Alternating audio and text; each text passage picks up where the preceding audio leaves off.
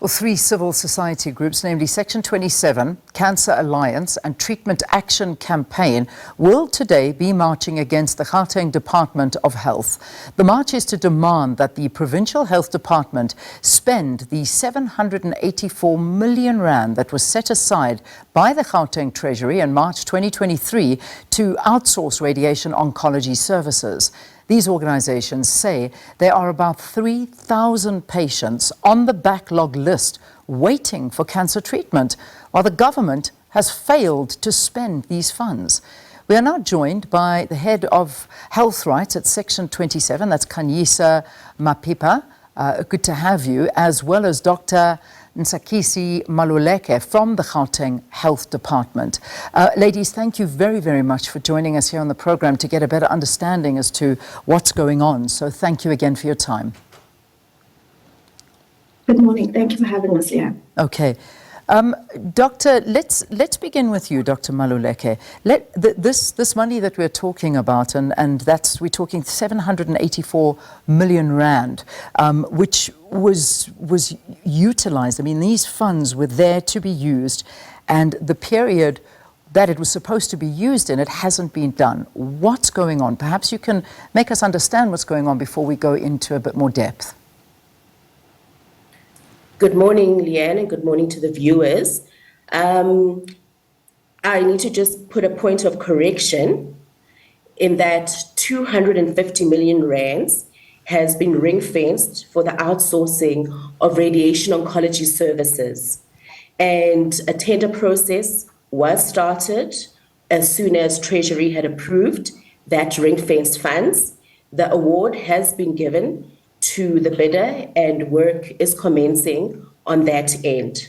The other 500 million for radiation oncology services is for the building of or increasing internal capacity within the Gauteng health service delivery landscape by building 2 oncology centers, one at Chris Hanibara and one at Dr. George Mukari, and that process is also underway. We know that building of oncology centers takes time, and we are hoping that that work will be completed towards the end of this current financial year. The other portion of the 500 million has been money that has been allocated to increasing internal capacity through machinery. So Charlotte has been earmarked to get additional 2 Linac machines, as well as a machinery for the oncology centers and radiation oncology machinery for Steve Biko. So the money is not sitting idle. It has been allocated and work is underway in different sectors across the province. Okay. All right. Before I get into this, I'd like to get a response to that explanation from our guest who will be taking part in this march. So perhaps if you'd like to respond to that, Khanyisa, is this a good enough explanation for you? Is this what you're understanding is the problem with the lack of funding and perhaps the lack of treatment at the same time? Yeah, and it's actually not good enough. I will correct Dr. Maluleke in saying that initially when we had negotiated with Gauteng Department of Treasury as well as Gauteng Department of Health, the entire sum of 784 million was to be used towards treating the radiation backlog as well as other surgical backlogs that relate to cancer. So to say that only 250 million of that amount is the amount that's ring-fenced is absolutely incorrect. The full amount was the amount that was ring-fenced for these radiation oncology services to deal specifically with this backlog. And then to go on and to say that 500 million, which is a significant sum of the money that was allocated, is now going to be used to build bunkers, to renew the system, is actually going against what this money was meant for. This money was meant for people who haven't received treatment in the necessary time that the Department of Health own guidelines specify that people should receive treatment within 3 months. This is for people that haven't received that treatment in 3 months and have been waiting for years. And as such, their cancers are recurring and recurring. This is money for them. Gauteng Treasury is every year Gauteng Health is every year allocated funding to purchase equipment, to renew their system, to make sure that they build bunkers and do accept all of those things. This money is for these cancer patients only. Yeah, and I mean, if I'm not mistaken, this was announced a year ago, over a year ago now. So perhaps, Dr. Maluleke, you know, when we look at this, and I know you began by giving us an explanation, but a year later, not a single patient has benefited from these funds that have been allocated. There actually is no excuse. I mean, I'm not sure that your justification is right in this. I think it would be a travesty not to acknowledge the work that the Gauteng Department of Health is doing in terms of radiation oncology services. In the past year, we've treated over 6,000 patients, around 3,500 patients at Charlotte, and just over 2,500 patients at Steve Biko. The need is dire. The service platform, unfortunately, is limited. Hence, we do need to increase our service platform. We don't only service the cancer patients of Gauteng, we also service the cancer patients of our neighboring provinces. So we do need to ensure that there is increased access. And yes, there is a backlog as patients come into the system, and additional capacity is needed in treatment of these patients, but service delivery has continued in the interim. So let me just get back to your first answer. The sort of idea, and I think what some of the outrage was that a service provider had not actually been found. But in your answer, you were saying that it is now, there is a service provider that has been procured. When did this happen? Is this a new development, or perhaps you can update us on that?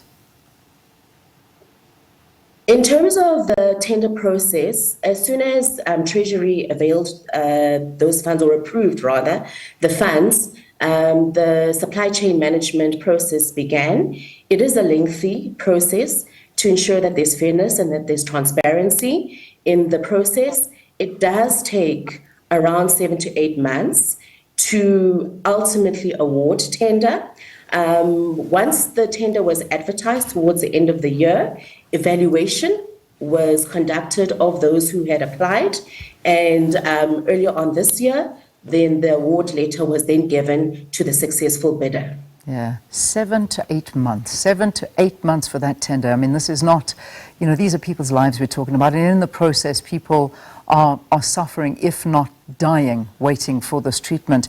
And I imagine, you know, obviously you're hearing now, because that was one of your concerns, Khanyisa, that there wasn't a service provider, and that was something you're waiting. So we now know there is a service provider, but you can hear the time that all of this takes, and in the process, perhaps you can give us a story of somebody that's waiting, that's sitting on that list, waiting to get treatment, but these are the excuses they need to listen to.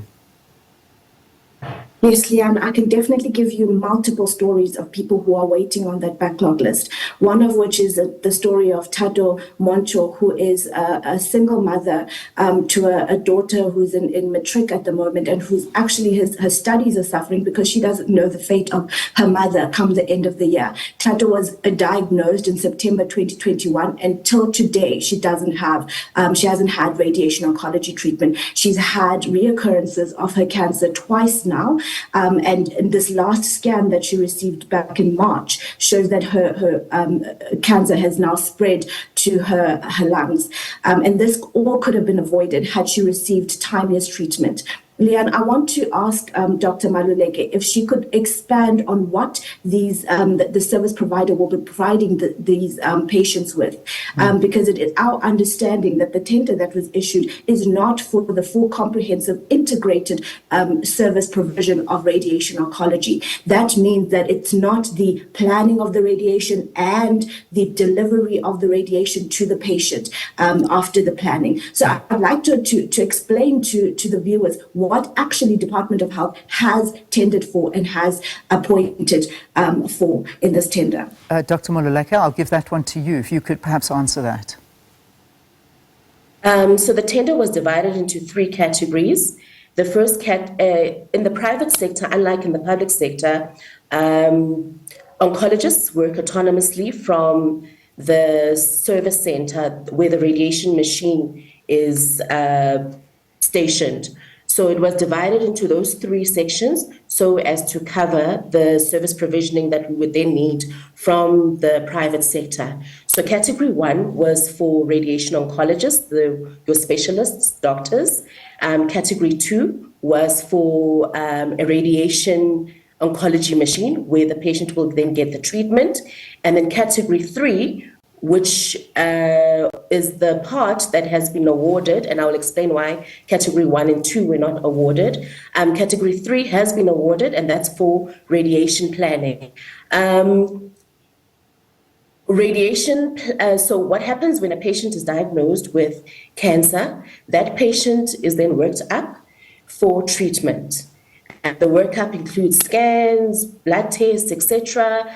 And then a recipe, so to say, has to be drawn up of treatment of what is this patient going to get, how many times are they going to go through the machines in order to then get treatment.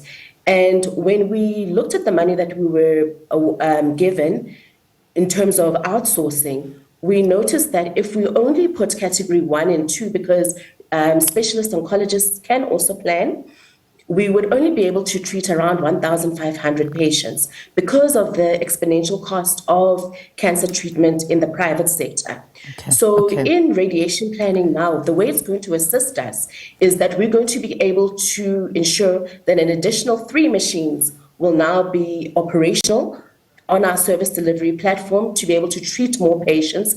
As the awarded bidder is planning, then those patients are going to go through the machines for treatment faster and quicker now. All right, Khanyisa, again, I ask you the same question. Is this good enough? Does that respond to your question and your worry and concern?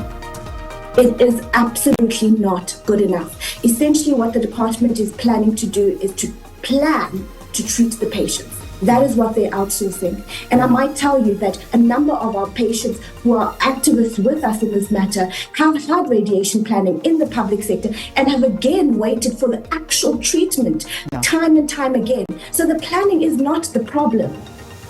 It's the actual implementation and the doing of it. And then I have to wrap it. It's time for news. And that's a story we need to... There is a march happening today. You're moving through the streets. Sorry, I have to ask this, the details of this march. Where is it taking place? Where will you be heading to? We're meeting at Library Gardens outside the Gauteng legislature at 10 o'clock, and we're marching to the Department of Health. We'll be marching, our starting time will be 11 o'clock, and we'll be delivering our memorandum at 12:30. All right, we leave it there. I'm loath to end the interview because this is seriously on a knife's edge at that, but we'll have to leave it and follow up and certainly talk more about this situation, which certainly is unacceptable while people are dying waiting for that treatment of cancer. Thank you again to my guests.